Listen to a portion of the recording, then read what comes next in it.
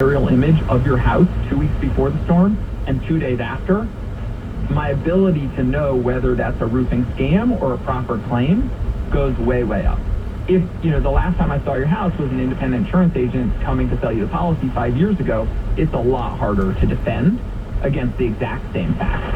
And so there's a lot of room in the insurance market for things to get better, in addition to the fact that we've got to find ways to get the regulations right and ultimately model the climate correctly. So something I'm interested in is, Florida and many parts of California. I mean, actually the whole country, but there's two states that have just seen these incredible, real estate boom. Florida's always been a real estate boom. But there's, especially over the last 5 years in the post-COVID environment, and so you're in a situation which maybe, someone, bought their house in 1995 for, $200,000, and now it's worth $2 million or something like that. And so the homeowner is paying insurance on a $2 million house, even if it's much bigger. Yeah, that's exactly right. And if you think about how much Florida home insurance has gone up, right? If you're a homeowner, what you feel is, oh my gosh, Florida home insurance over the last 3 years has gone up 9% a year. But what you don't recognize, because you're the homeowner, is Tampa real estate has gone up 10% a year. And just on this sort of similar point, particularly in the sort of inflation that we've seen, I mean, I imagine just the cost of repairs, even on a given structure, given we know labor shortages and cost shortages, et cetera, just the actual process of putting a roof back on or whatever must be much more expensive than it used to be. Yeah, that's right. And this is, part of what disrupts the industry, but that should come out in the wash, right? We see that in the inflation data. We see the premiums going up about the same rate of inflation. In fact, over the 10 years from 2011 to 2021, Florida home insurance went up less than inflation, but since it's gone up a little bit faster. I realize we probably should have asked you this earlier, but what's the pitch to investors in insurance companies now, whether it's through buying equity or, buying something like a cat bond, something like that? It used to be that you have these uncorrelated returns. Natural disasters don't really have anything to do with the market, but if natural disasters are happening on a more frequent basis, then it seems like some of that correlation argument sort of falls by the wayside. Yeah, I mean, there is a sense in which reinsurance costs are, like almost everything else we see, affected by interest rates, because there is capital scarcity in the world when the risk-free rate is 5.5%. And also, the reinsurance markets happen on an annual basis, just like the home insurance markets happen on an annual basis. There's a lot of friction and slow movingness that is built into the system. So the average home insurer in Florida will place their reinsurance, somewhere between March and June. If you think about that from a capital allocation perspective, you're a reinsurer, you're making that decision. Okay, what are we going to bid on? What capacity do we want to give to this market? You're making that decision as a bureaucratic matter, not like naturally fluctuating with the prices. So you definitely have this idea that, and by the way, what's on the reinsurer's balance sheet? A bunch of bonds. Right. Those they should be making more money. because those bonds reprice down when rates go up, right? Fair. So, Tracy, to your point, your intuition is exactly right. That you had both a kind of climate shock over the last couple of years, and you had a capital supply shock over the last couple of years as bonds repriced on insurers' balance sheets. That's great. Talk to us more about that capital supply aspect. So, they take a hit on their balance sheet because their bond portfolio is down. So does that mean just the sheer amount of dollars that they can then lend out? Talk to us about that, I guess, supply chain of dollars and how it feeds down to the end homeowner. Yeah, so the supply chain of dollars is, like everything, it's kind of simple, right? You've got large pools of capital looking for return. In reinsurance, those are an increasingly diverse mix. Insurance-linked securities, cat bonds, captive reinsurers, hedge funds can go into it directly. You can, there's a bunch of different things you can do, but they all come back to this idea that I'm sitting on a pool of capital, I'm trying to figure out what's the best way to get return for that capital. And that return is, in a world of low interest rates, right, this climate risk is extremely attractive because it's uncorrelated and it provides a rate of return that is sort of set by the actuarial tables, not set by, global macro. in a world where rates go way up, now that implied hurdle rate, right, the actuarial return is going to be still the same, right? It's basically set by what's the risk of a storm and what's the right way to price that. But then as the risk-free rate goes way up, what else should I do with this dollar? Should I just buy treasuries? Should I buy corporates? Whatever it is, that sort of gets a little bit more competitive.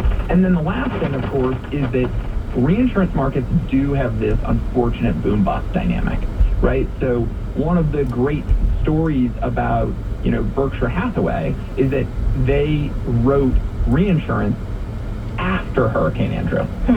Right? So they took basically no losses in Hurricane Andrew, and then they came into the market. There was very little reinsurance capacity, and so they wrote reinsurance into Florida in the wake of Hurricane Andrew. So these stories are relatively common, and you see this actually. There was a sequence of 3 years where reinsurance got super expensive in Florida, and over the last year, it's actually come down and flattened a little bit because people make money. Oh, then the capital piles in.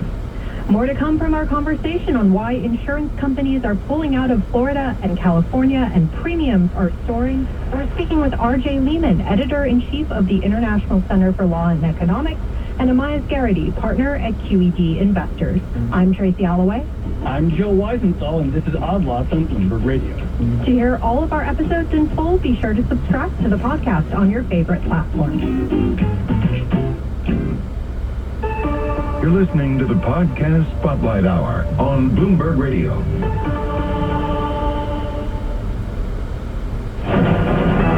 From the Bloomberg Newsroom, I'm Doug Krisner. Let's check the hour's top stories. We begin with those sweeping changes in the C-suite at Boeing. CEO Dave Calhoun will step down at the end of the year, and board chairman Larry Kellner will not stand for re-election. At the same time, Stan Deal, he is the chief of Boeing's commercial aircraft division. He will depart immediately and be replaced by COO Stephanie Pope.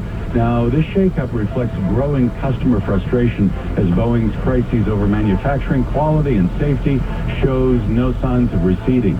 Meantime, the FAA is considering drastic measures to curb growth at United Airlines. This would include preventing the carrier from adding new routes. We are told the FAA has discussed possible temporary actions with United leadership in recent days after a series of safety incidents.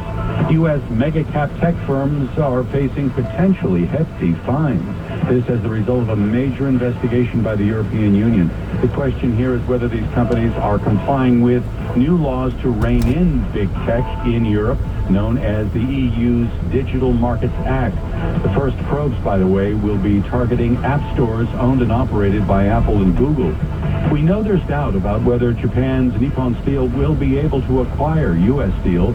Well, today, the CEO of steelmaker Cleveland-Cliffs said he has been talking with the U.S. government about ways to avoid antitrust issues when his company does prepare a bid to buy U.S. Steel. It was nearly 2 weeks ago, President Biden said U.S. Steel should retain American ownership.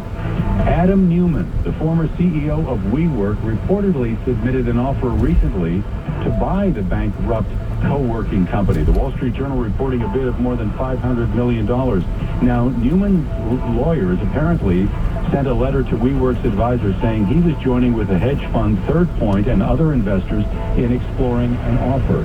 And the founder of the world's leading EV battery manufacturer is pressing ahead with plans to expand. Robin Zhang, president of CATL, says he's not worried about overcapacity. Let's check global news next. Ed Baxter is in the Bloomberg Newsroom. Eddie? All right, thank you, Douglas. Russian President Vladimir Putin now blaming Islamic militants for the deadly attack of the concert hall. Putin saying that Russia knows whose hands command the assault, but still seeking to find those who ordered it. Also said he sees the U.S. trying to convince the world that Ukraine had nothing to do with it. The death toll now stands at 139. Dodger superstar Shohei Ohtani says he never agreed to pay for his translator's gambling debts and says his attorneys are handling it right now. And at that point, I did never agree to pay off the debt or make payments to the bookmaker. It says never place debts with a bookmaker. Again, lawyers are handling. Trump court, two developments today. An appellate court has now demanded a $175 million bond in a civil fraud case. This replaces the demand for the full payment of the judgment of $454 million. Trump says he will post it. He has 10 days. Meanwhile, trial date has been set in his first criminal case, hush money case against him. They could have started this when I left office. You could have gone back 3 years, more than that. When I left office, all of these things could have been started so we wouldn't be quibbling over starting this week or that week or 2 days or 3 days. It wouldn't have mattered. This thing would have been over 2 years ago. Says not fair to do it in the middle of an election campaign. This is the first criminal trial. And Bloomberg's Eric Larson says it definitely looks like a go. The judge seemed adamant about starting this trial on time this time around, April 15th. Of course, Trump has every right to try to do a last-minute appeal from court here. But for right now, we're planning on this trial beginning. Yeah, thank you, Eric. Israel has called off its delegation of top leaders from going to the U.S. to talk Gaza. Prime Minister Benjamin Netanyahu demanded the U.S. veto the UN Security Council resolution demanding an immediate ceasefire in Gaza. Global News 24 hours a day. I'm Ed Baxter. This is Bloomberg. The equity market was down today on the first day of trading in a holiday-shortened week. We had the S&P 500 off about 0.3%. Dow Industrial Average down 0.4%. NASDAQ comp weaker by 0.3%. U.S. yields up across the curve. At the long end, the 10-year picked up around 5 basis points to 4.24. The early going in Sydney right now is showing a little negativity with the ASX 200 down about 0.3%. This is Bloomberg. Now, your 3-day weather forecast on Bloomberg 1130. Increasing clouds for the city during tonight. It'll be a bit breezy as well. Low temperature 35 to 40. Into Tuesday, more clouds than sun and a high near 50. Chance of showers returning here for Tuesday night. Patchy fog otherwise and 40 to 45. And showers still possible on Wednesday. High temperature in the 50s. Rain likely on Thursday though, and 55. This is Gary Best here with your 3-day weather forecast on Bloomberg 1130.